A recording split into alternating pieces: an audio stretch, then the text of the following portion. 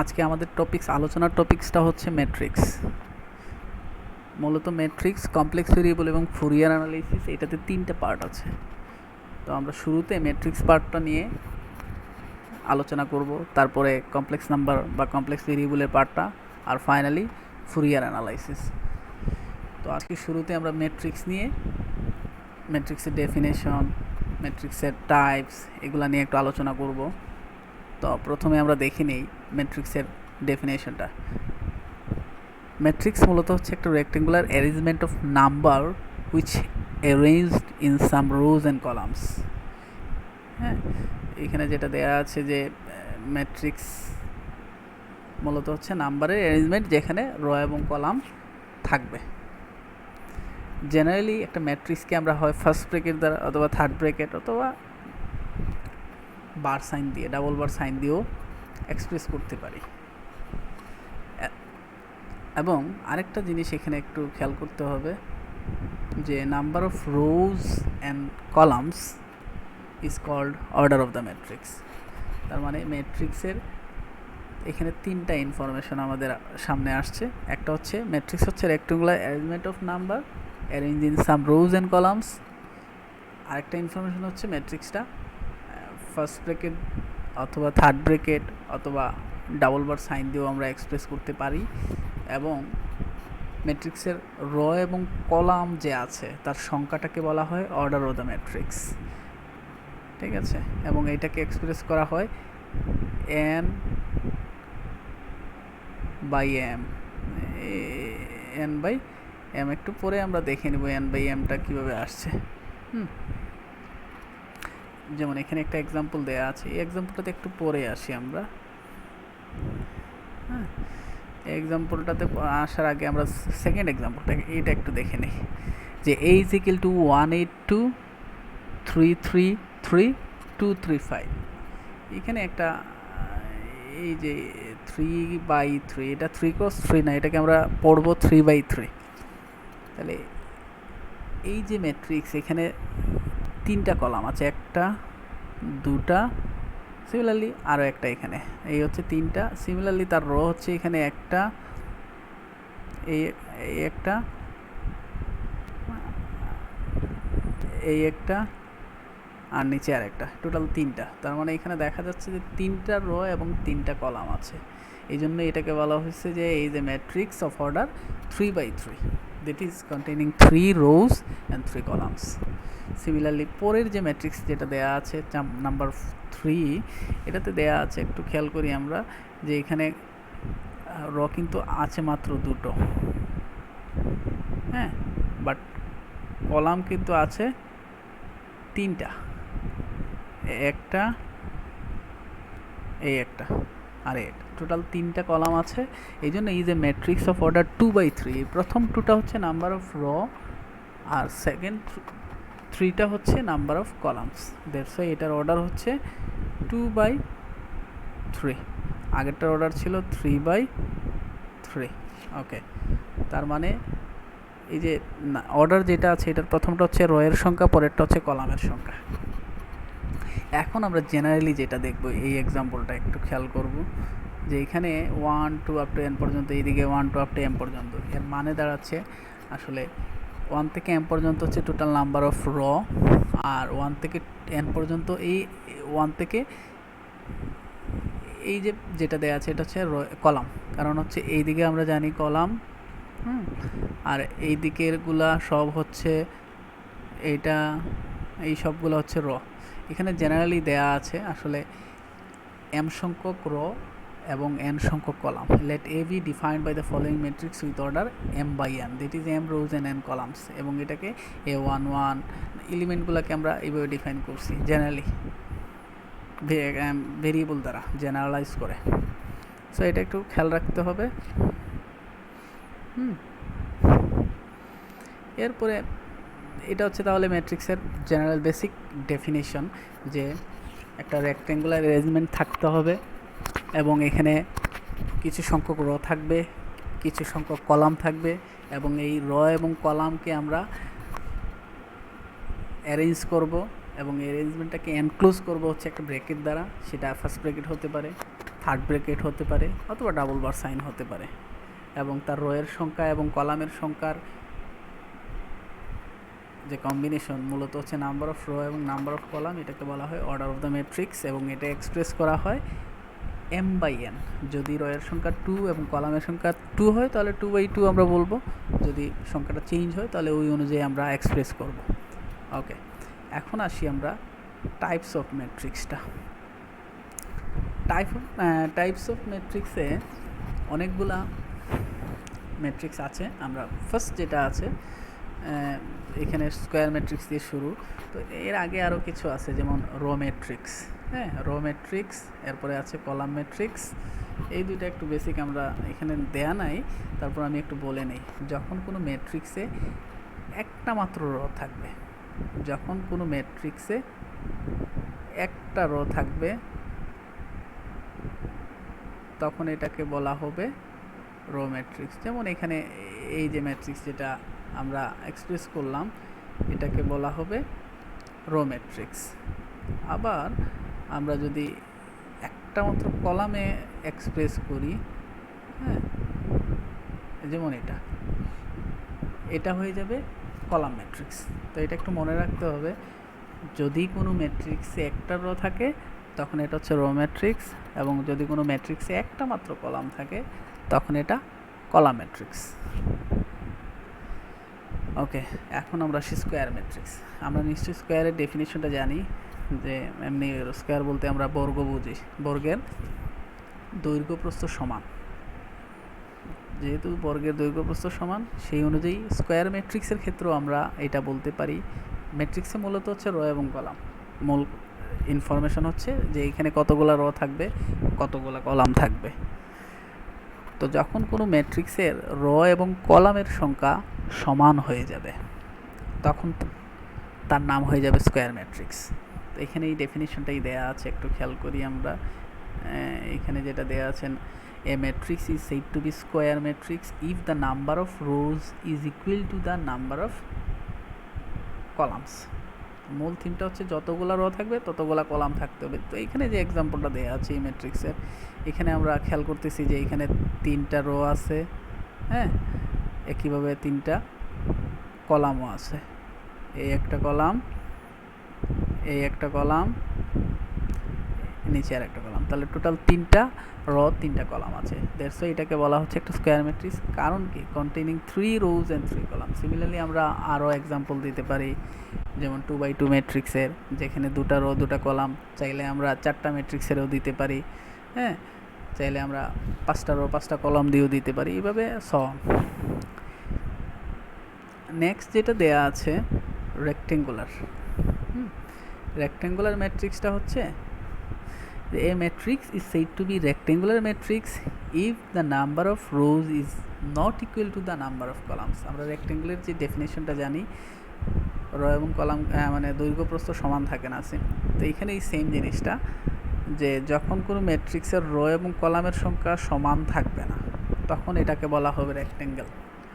ঠিক আছে, তো এইখানে যে এক্সাম্পলটা দেয়া আছে, এখানে 3টা রো 2টো কলাম, এই একটা রো, এই একটা রো, এই একটা রো, আর কলাম দেখা যাচ্ছে এই একটা, হ্যাঁ, আর এই একটা।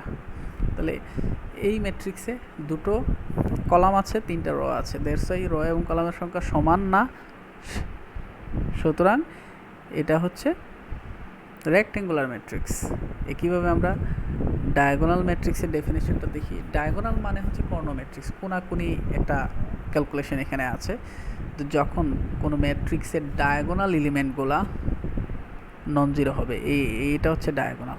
এই ডায়াগোনাল এলিমেন্টটা যখন নন জিরো হবে এবং বাকি সব এলিমেন্ট, এই ডায়াগোনালটা ছাড়া বাকি যা আছে এখানে সবগুলো এলিমেন্ট যখন শূন্য হয়ে যাবে তখন এর নাম হচ্ছে ডায়াগোনাল ম্যাট্রিক্স। আমরা ডেফিনেশনটা একটু দেখে নেই।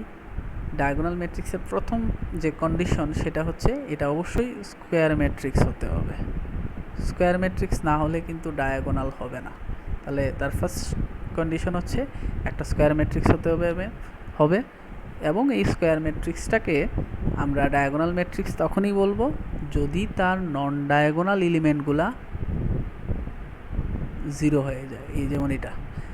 তাহলে এই যে ডায়াগোনাল যেটা আছে এটা হচ্ছে 1 3 5, আর বাকিগুলো একটু খেয়াল করেন সবগুলোই কিন্তু 0। আবার এটা কিন্তু স্কোয়ার ম্যাট্রিক্স, কারণ কি এখানে 3টা রো, হ্যাঁ 3টা কলাম, দ্যাটস ওয়াই এটা কিন্তু স্কোয়ার ম্যাট্রিক্স। ঠিক আছে, তাহলে ডায়াগোনাল ম্যাট্রিক্সের ডেফিনেশন হচ্ছে এটা ফার্স্ট স্কোয়ার ম্যাট্রিক্স হতে হবে, দেন এটাকে আমরা ডায়াগোনাল তখনই বলবো যদি তার নন ডায়াগোনাল এলিমেন্টগুলো 0 হয়। এরপরে যেটা আছে আমরা একটু খেয়াল করি, 0 বা নাল ম্যাট্রিক্স, এটার একটা নামও হতে পারে ভয়েড ম্যাট্রিক্স। হ্যাঁ,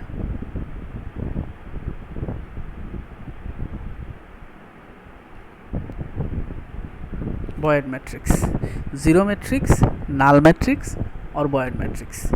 এটা একেবারে সহজ একটা ডেফিনেশন দিয়ে দেখানো হচ্ছে এখানে যে ম্যাট্রিক্সের সবগুলো এলিমেন্ট যখন শূন্য হয়ে যাবে, তার মানে কি ভয়েড ম্যাট্রিক্স বা নাল ম্যাট্রিক্সের all the elements of the matrix are 0, তখন এটাকে নাল ম্যাট্রিক্স বলে। ওকে,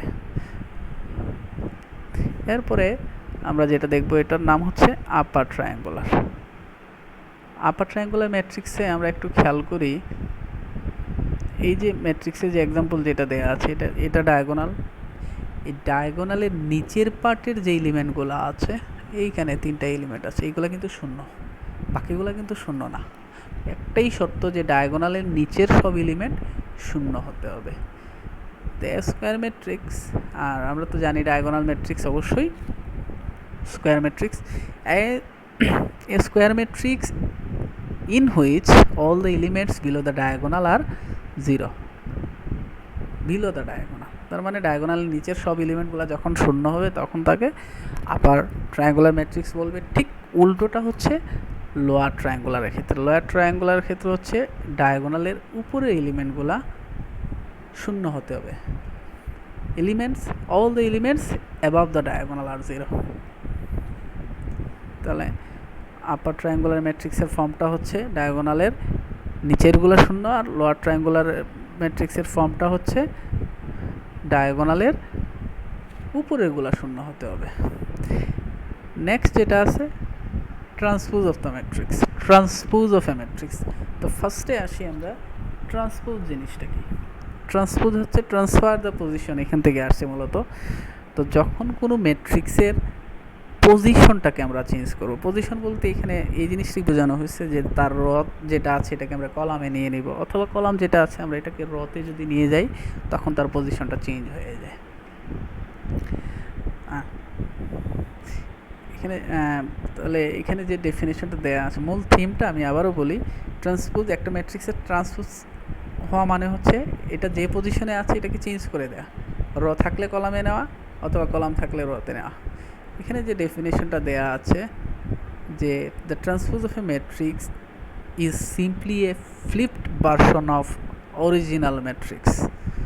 হ্যাঁ, ফ্লিপড তার মানে ঠিক বিপরীত পজিশন যেটা, that is we can transpose a matrix by switching its rows with its column. আমরা উল্টোভাবে চিন্তা করতে পারি যে switching its column with rows, যে কোনো একটা কাজ করতে পারি। হ্যাঁ, এবং একটা ম্যাট্রিক্সের যদি একটা ম্যাট্রিক্সকে আমরা এ দ্বারা ডিফাইন করি তখন তার ট্রান্সপোজটাকে আমরা ডিফাইন করব এটি দ্বারা। দ্যাট মিনস যখন কোনো ম্যাট্রিক্সের এ সুপারস্ক্রিপ্ট টি থাকবে তখন এটা হচ্ছে ট্রান্সপোজ অফ দিস ম্যাট্রিক্স। এখানে যে এক্সাম্পলটা দেয়া আছে, আমরা এ একটা ম্যাট্রিক্স দেয়া আছে, এখানে 0 2 -1 -2 0 -4, হ্যাঁ, এরপরে আছে 1 4 0। এটাকে ট্রান্সপোজ করা মানে হচ্ছে কি, এখানে যে জিনিসটা দেওয়া আছে সুইচিং ইটস রোজ, এই রোজটাকে আমরা কিসে কনভার্ট করব, কলামে নেব। তাহলে প্রথমে যেটা দেওয়া আছে কি, এই যেটা দেওয়া আছে 0 2 -1, এটাকে আমরা কি করলাম, কলামে নিলাম। 0 2 -1 0 2 -1 এই রোটাকে কলামে নিয়ে নিচ্ছি ফার্স্ট। তারপরে সেকেন্ড রো যেটা আছে, হ্যাঁ, এখানে -2 0 -4 -2 0 -4 এখানে আছে। এরপরে যেটা আছে 1 4 0, এটাকে এখানে কলাম আকারে নেওয়া হয়েছে। তার মানে কি, যে কোনো ম্যাট্রিক্সের পজিশনে যে রগুলা থাকবে এগুলাকে যদি কলামে চিন্তা করি, চেঞ্জ ট্রান্সফার মানে তার পজিশনটাকে আমরা সুইচ করে দিলাম, রোটাকে সুইচ করে কলামে নিয়ে নিলাম। অথবা উল্টোটাও করতে পারি, আমরা যদি কলামটাকে সুইচ করে রোতেও নিতে পারি। যেমন এখানে এটা আছে 0 to -1, এটা কিন্তু এখানে হয়ে গেছে 0 to -1। এরপরে যেটা আছে 204, এটা কিন্তু এখানে রো আকারে চলে আসছে 204। এরপরে এখানে যেটা 1-40 আছে, এটা কিন্তু এখানে 1-40 হিসেবে আছে। তার মানে দুটো কেস, হয় আমরা রকে কলামে নেব অথবা কলামকে আমরা রোতে কনভার্ট করে দিব অথবা সুইচ করে দিব। তখন যে রেজাল্টটা আসবে এটার নামই হচ্ছে ট্রান্সপোজ অফ এ ম্যাট্রিক্স। ওকে, এরপরে যেটা আছে সিমেট্রিক ম্যাট্রিক্স। সিমেট্রিক জিনিসটা হচ্ছে আসলে প্রতিচ্ছবি, একটা জিনিসের ছায়া। তাহলে আমরা অবশ্যই জানি যে একটা জিনিসের ছায়া তার সেমই আসে। তো এখানে যেটা দেওয়া আছে ডেফিনেশন আমরা একটু দেখি। A matrix can be symmetric if and only if it's square. তাহলে এটা একটা শর্ত যে একটা ম্যাট্রিক্স সিমেট্রিক হওয়ার প্রথম কন্ডিশনই হচ্ছে এটা স্কোয়ার হতে হবে। তার মানে স্কোয়ার ম্যাট্রিক্স ছাড়া আর কোনো কিছুতে সিমেট্রিক পাওয়া যাবে না, এটা গেল একটা শর্ত। সেকেন্ড শর্ত হচ্ছে দ্য ট্রান্সপোজ নেয়ার পরে যে রেজাল্টটা আসবে এটা কিন্তু সেম আসবে, ঠিক আছে। If the transpose of a matrix is equal to itself, তাহলে একটা স্কোয়ার ম্যাট্রিক্সের যখন আমরা ট্রান্সপোজ নেয়ার পর যে ম্যাট্রিক্সটা আসবে সেটাও একই থাকবে, মানে ট্রান্সপোজ নেওয়ার পরও পজিশন চেঞ্জ করার পরও রেজাল্ট সেম থাকবে, তখন এই ম্যাট্রিক্সটাকে বলা হয় সিমেট্রিক ম্যাট্রিক্স। এবং this means that for a matrix to be symmetric A T is equal to A. এখানে এ বলতে আসলে ম্যাট্রিক্সটাকেই বোঝানো হয়েছে, এবং তার ট্রান্সপোজ নেওয়ার পরও কিন্তু যে রেজাল্ট আসে সেটা অবশ্যই এ হবে, এই জিনিসটা বলছে। যেমন এখানে একটা এক্সাম্পল আমরা একটু দেখে নেই, যে এই ম্যাট্রিক্সে একটা এক্সাম্পল দেওয়া আছে 1 5 22 5 2 13 22 13 3। এই ম্যাট্রিক্সটাকে যখন আমরা ট্রান্সপোজ নিচ্ছি, ট্রান্সপোজ একটু আগেই আমরা শিখে ফেলেছি। ট্রান্সপোজ মানে হচ্ছে ট্রান্সফার দ্য পজিশন, মানে switch the row into column. তাহলে এখানে 1 5 22 আছে, এটা কিন্তু এখানে কলাম আকারে চলে আসলো। এরপরে যেটা আছে 5 2 13, এটা কিন্তু এখানে কলাম আকারে চলে আসলো। এরপরে আছে 22 13 3, এটাও কিন্তু এখানে কলাম আকারে চলে আসলো। তাহলে আমরা এটাকে ট্রান্সপোজ করে নিয়েছি। নেয়ার পরে যেটা দেখা গেল যে এই 1 5 22 5 2 13 22 13 3 এটা আর এই ম্যাট্রিক্স আর এই ম্যাট্রিক্সের মধ্যে কোনো পার্থক্য নাই, দুটোই একই জিনিস। যেহেতু দুটো একই জিনিস, এ এবং তার ট্রান্সপোজ সেম, সো এই লাইনটা লেখা যায় যে সো এটি is equal to A which is symmetric. তাহলে মূল থিমটা ক্লিয়ার। সিমেট্রিকে হচ্ছে যখন একটা ম্যাট্রিক্স স্কোয়ার ম্যাট্রিক্সের যখন আমরা ট্রান্সপোজ নিব তখন রেজাল্টটা সেমই আসবে, তখন এটাকে সিমেট্রিক ম্যাট্রিক্স বলা হয়। এখানে যে এক্সাম্পলগুলো আছে আপনারা নিজেরা একটু ট্রাই করবেন, আশা করি হয়ে যাবে। এখানে নেক্সট যেটা আছে অ্যান্টিসিমেট্রিক বা স্কিউ সিমেট্রিক। অ্যান্টিসিমেট্রিক বা স্কিউ সিমেট্রিক সেটাও সেম সিমেট্রিক ম্যাট্রিক্সের মতো, একটা জায়গায় একটু চেঞ্জ, সেটা হচ্ছে সিমেট্রিক ম্যাট্রিক্সে ছিল এটি ইজ ইকুয়াল টু এ, আর এটাতে এটি ইজ ইকুয়াল টু মাইনাস এ, আর বাকি সব প্রসেস সেম। এটাতেও আমরা সেম ওয়েতে বলবো যে একটা স্কোয়ার ম্যাট্রিক্স স্কিউ সিমেট্রিক হবে, হ্যাঁ, যদি তার ট্রান্সপোজ নিলে যেটা আসবে is equal to the negative to itself. আগেরটা ছিল if the transpose of a matrix is equal to itself, আর এখন হচ্ছে স্কিউ সিমেট্রিকের ক্ষেত্রে negative to itself. That means যদি এ একটা ম্যাট্রিক্স হয় তার ট্রান্সপোজ নিলে যে রেজাল্ট আসবে সেটা মাইনাস এ হবে, আর কিছু না, সেমই আসবে উইথ এ নেগেটিভ সাইন। এখানে যে এক্সাম্পলটা আমরা একটু খেয়াল করি, এক্সাম্পলে যেটা দেয়া আছে 0 1 -1 -1 0 1 -1 হ্যাঁ 0 এটা। যদি এটা ট্রান্সপোজ নেই তাহলে কি আসতেছে, প্রথম রো যেটাতে আছে রোতে আছে 0 1 -1, এটা আমরা কলামে নিলে এটা আসলো 0 -1 0 1 -1। সিমিলারলি পরের রোতে আছে -1 0 1, হ্যাঁ এটা তাহলে কলামে চলে আসলো এখানে। এরপরে আছে 1 -1 0, এটাও এখানে কলামে চলে আসলো, এই আসলো। এখন একটু খেয়াল করি, এটা কিন্তু সেম না, আমরা একটা মাইনাস সাইন কমন নিছি। মাইনাস সাইন যখনই আমরা কমন নিছি, জিরোর ক্ষেত্রে 0, এই 1 যেটা এটা -1 হয়ে গেল, হ্যাঁ আর এই -1 যেটা আছে এইখানে, এটা এখানে 1 হয়ে গেল। একইভাবে বাকিগুলোর ক্ষেত্রেও মাইনাস সাইন যখন কমন নিয়ে নিছি আমরা, বাকিগুলার যেমন এই 1 -1 যেটা আছে এটা এখানে 1 হয়ে গেল, হ্যাঁ এই 1 যেটা আছে এইখানে যেটা আছে এটা এখানে -1 হয়ে গেল এখানে, হ্যাঁ একইভাবে -1 ওয়ালা যেটা আছে এখানে 1 হয়ে গেল এই। এরপরে এখানে 0 তো আর 0ই আছে। এখন আমরা একটু খেয়াল করি যে এই যে ম্যাট্রিক্সটা, এই যে ম্যাট্রিক্স এটা আর এই ম্যাট্রিক্সের মধ্যে কি কোনো পার্থক্য আছে? অবশ্যই নাই। তার মানে এটা সমান এ, আর এই মাইনাস সাইনের জন্য একটা মাইনাস। তাহলে আমরা ফাইনাল রেজাল্ট কি পেলাম, যে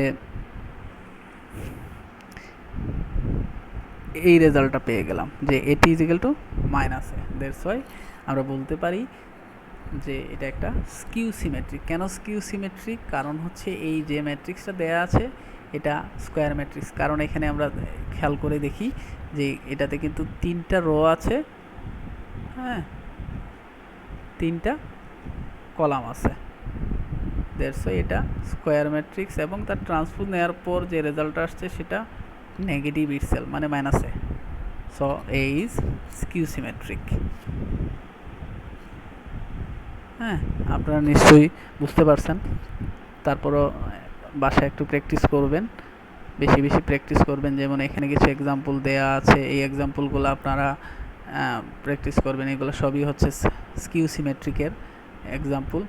হ্যাঁ কোনো জায়গায় যদি কোনো প্রিন্টিং মিস্টেক থাকে আমাকে নক দেবেন, আর কোনো প্রশ্ন থাকলে হ্যাঁ ক্লাসে আমি যেখানে ভিডিওগুলো আপলোড দেব সেখানে কমেন্ট বক্সে আমাকে জানাবেন। ঠিক আছে, ভালো থাকেন, ধন্যবাদ।